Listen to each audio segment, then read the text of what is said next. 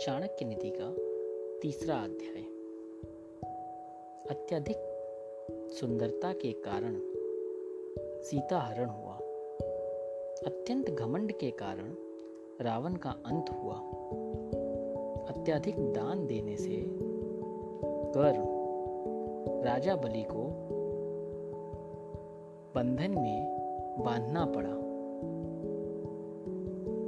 अतः सर्वतः अति को त्यागना चाहिए।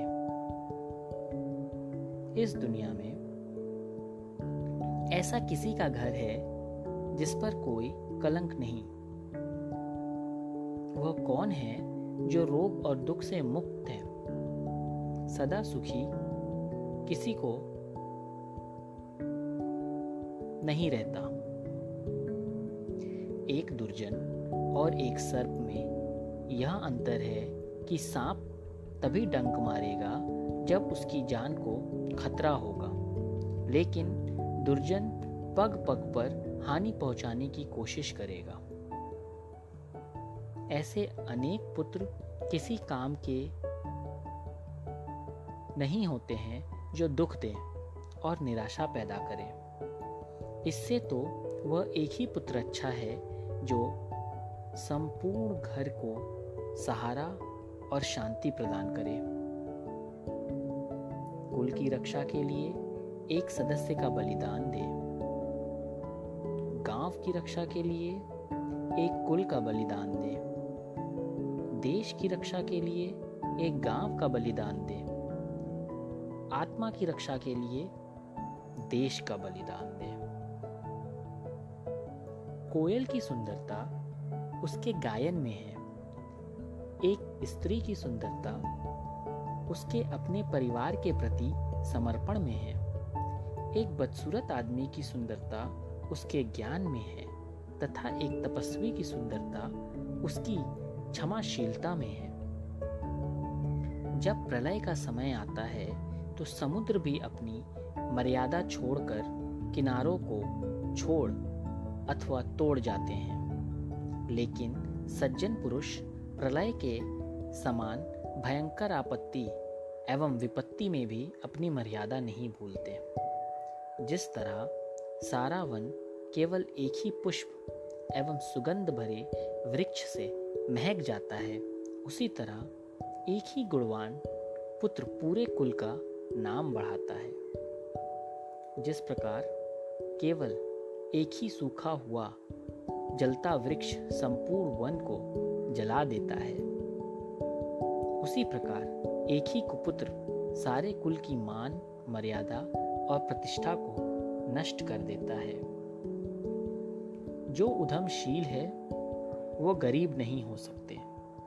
जो हरदम भगवान को याद करते हैं उन्हें पाप नहीं छू सकता। जो मौन रहते हैं वो झगड़े में ही नहीं पड़ते। जो जागृत रहते हैं वो निर्भय होते हैं। जो व्यक्ति इन बातों को अर्जित नहीं करता वह बार बार जन्म लेकर मरता है। धर्म को, अर्थ को, काम को, मोक्ष को। धन की देवी लक्ष्मी स्वयं वहां चली आती हैं जहां मूर्खों का सम्मान नहीं होता। अनाज का अच्छे से भंडारण किया जाता है। पति पत्नी में आपस में लड़ाई बेखड़ा नहीं होता है। 5 साल तक पुत्र को लाड एवं प्यार से पालन करना चाहिए।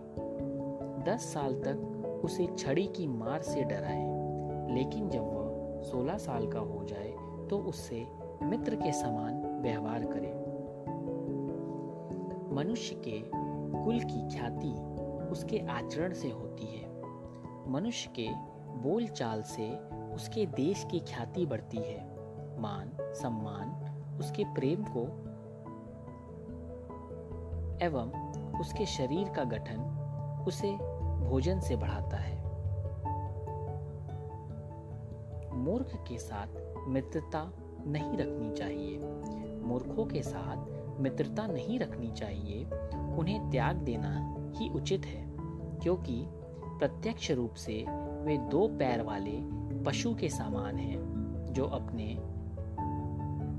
धारदार वचनों से वैसे ही हृदय को छलनी करता है जैसे अदृश्य कांटा शरीर में घुसकर करता है। मूर्ख के साथ मित्रता इसीलिए नहीं रखनी चाहिए।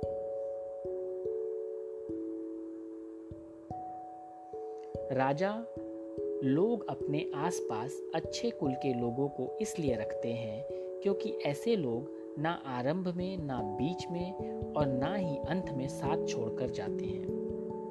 रूप और यौवन से संपन्न तथा कुलीन परिवार में जन्म लेने पर भी विद्याहानी पुरुष पलाश के फूल के समान है, जो सुंदर तो है लेकिन खुशबू रहित है। लड़की का ब्याह अच्छे खानदान में करना चाहिए। पुत्र को अच्छी शिक्षा देनी चाहिए। शत्रु को आपत्ति और कष्ट में डालना चाहिए एवं मित्रों को धर्म कर्म में लगाना चाहिए। वह व्यक्ति सुरक्षित रह सकता है जो कुछ परिस्थितियों पर भाग जाए।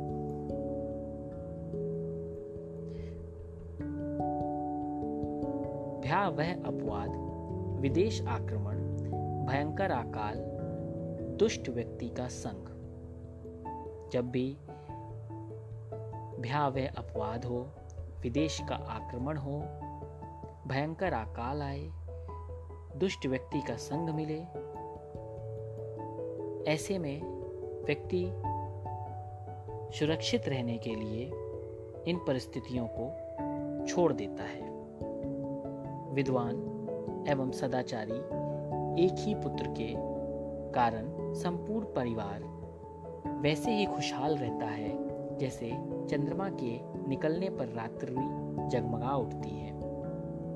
शक्तिशाली लोगों के लिए कौन सा कार्य कठिन है? व्यापारी लोगों के लिए कौन सा जगह दूर है? विद्वानों के लिए कोई देश विदेश नहीं है। मधुभाषियों का कोई शत्रु नहीं है। और इसी प्रकार तीसरा अध्याय खत्म हुआ।